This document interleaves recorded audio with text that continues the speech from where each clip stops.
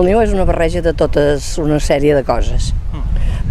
Jo, de la senyora que a mi me'l va explicar, diguéssim, mira, era nascuda el 1885. En principi era una menja de Quaresma, no hi posava res de carn. Hi posaven tripa de bacallà, el pixopalo, i diu que hi posaven ous durs. Jo l'he menjat d'aquesta manera i la veritat no té comparació amb el que es fa ara ja molt més tard. Els tapers se n'anaven a les barraques, que n'hi havia que anaven a la caça, a cacera.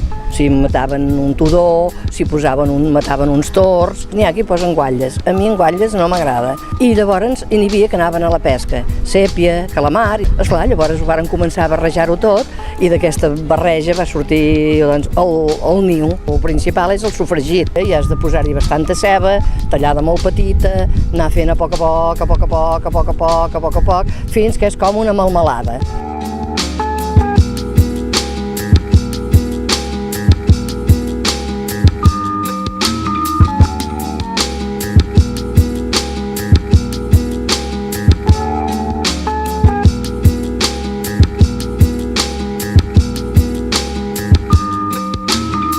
Uns àpats de barraca on s'aplegaven cuiners no professionals i on les colles i famílies gaudien de menjars suculents. Cuina de pescadors i de tapers, de les àvies de pagès, la nostra vella cuina familiar.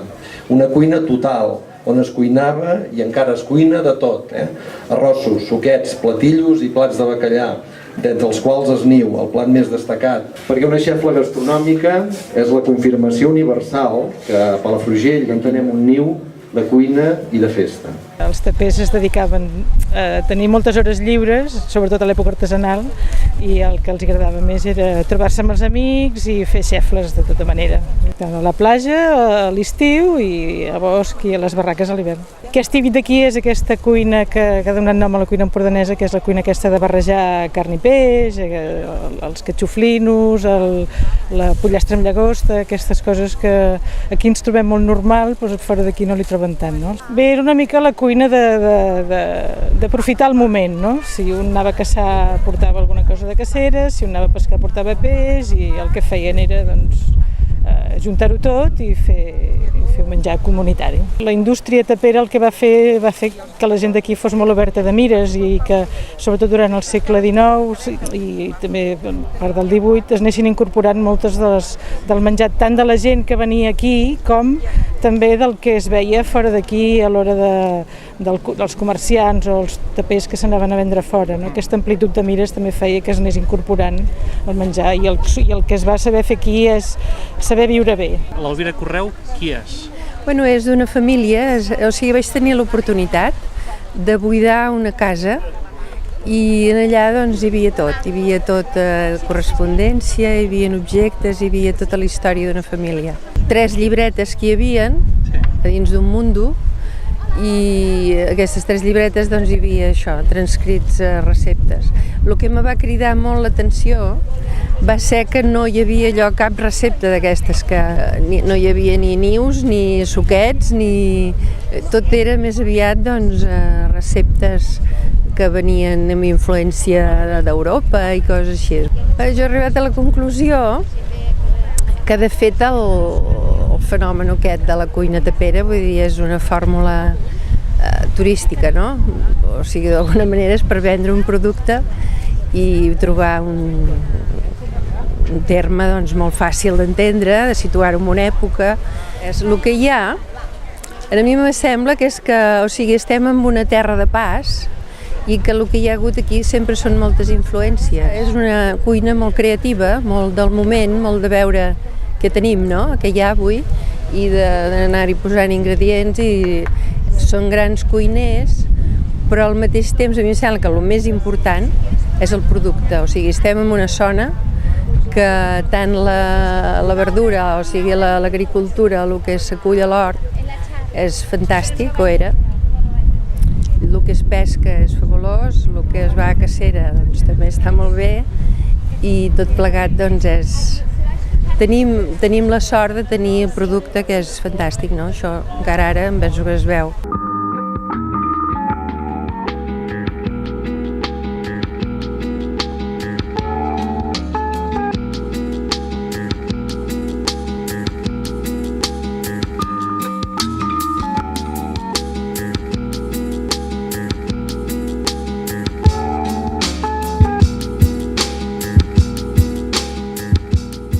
inclús aquí en el Llíries, ja que estem aquí, jo treballava a la indústria cotxera Bertran i un cop o dos l'any ens ajuntàvem molta gent de Can Bertran, o sigui, amb matrimonis i així, i cadascú feia un sofregit a casa. Quan arribàvem aquí a Llíries, trobàvem una cassola gran aquí, abocàvem el sofregit en aquella cassola, barrejàvem tots els sofregits i sortia un arròs que Déu-n'hi-do. Sé que és especialista en arrossos. Bueno. Això que soc especialista en arrossos és un dir. El que passa que, mira, com molta gent, no?, que li agrada fer l'arròs, i jo, havia format part d'una colla que feien les arrossades de Sant Sebastià, érem un grup de molta gent, i a partir d'aquí, doncs, mira, m'ha agradat fer l'arròs i hem fet bastants arrossos. Jo vaig aprendre a fer l'arròs a casa, a canvi de l'et d'Esclanyà, perquè jo soc fill de pagès. Jo vaig aprendre a fer arròs per circumstàncies de la vida, perquè la meva àvia venia a plaça i la meva mare el diumenge anava a comprar a Palafrugell, i jo ja de petit la meva mare m'ha ensenyat a remenar la cassola i començar a fer el sofregit de l'arròs per quan ella vingués. Ara, actualment, hem introduït un menú a través del musical que es fa ara d'Isabel Vilà, i he anat investigant una miqueta més què menjaven i he fet un menú tinguent referència al que menjaven llavors, que ve a ser que el taper tenia mínimament un hort a cada casa perquè no arribaven amb els sous mínims que rebien, per tant fruita i verdura era el que més menjaven, també molt de bacallà, és el que he estat llegint, el que he recopilat, després arrossos i peix els dies que anaven a pescar i així. I hem composat un menú de 3 plats que ve a ser una miqueta recuperar això, els productes que estaven abans però amb una visió, amb una tècnica més actual.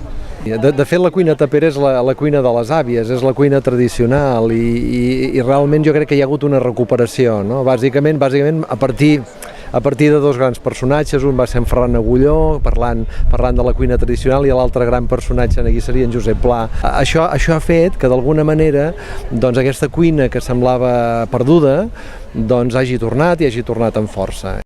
Haig de dir que tots els arrossos bons són bons. Jo us explicaré més o menys com ho faig jo i també remarcaré una cosa molt important. Per fer un arròs s'ha de tindre temps, paciència i una bona cassola.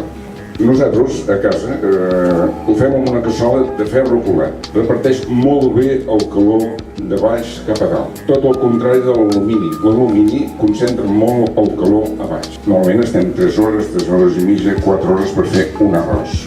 Que nosaltres posem mig quilo de ceba bruta per persona. Sobretot que no hi hagi els grills, nosaltres hi posem poc, hi posem sèpia, no hi posem calamar. Hem d'arribar a fer la ceba com caramelitzada. Hi posem una xicra d'aigua. I després traiem tota la ceba, la traiem tota, la posem en el túrmix i després hi posem l'arròs. Una vegada vaig anar a Dénia i vaig anar a la casa dels arrossos. 20 tipus d'arrossos. I em vaig fixar i deia arròs de senyoret. I li vaig preguntar al metre, escolta, això d'arròs de senyoret, què és? Diu, no, és igual que l'altre, però diu, les gambes ja estan pelades, així és pels senyorets que no s'han d'embrutir els dits.